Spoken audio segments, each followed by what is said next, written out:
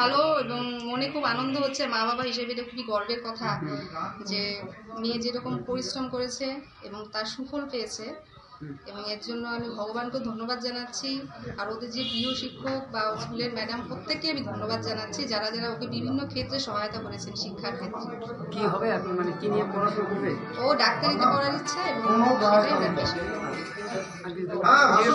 কতক্ষণ পড়াশোনা করতো? ওর টাইম ফিক্স ছিল না, ও আর্লি রাইজিং এ বিশ্বাস। ওর ভোরবেলা উঠে পড়াশোনা করতো এবং রাতে একদম 10:30টার মধ্যে ঘুমতো। গৃহ শিক্ষক কতজন ছিল? গৃহ শিক্ষক ছিলেন 7 জন, কিন্তু টেস্টের পরে ও নিজেই হোম স্টাডি করেছে।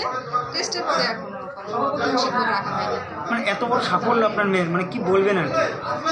মানে এটাই বলবো যে এরকম সাফল্য যেন জীবনে ওর মতো যেরকম যারা যারা প্রত্যেকের জীবনে যেন আসে, আগামী প্রজন্ম যেন ওকে দেখে একটু শেখে এবং ও যেন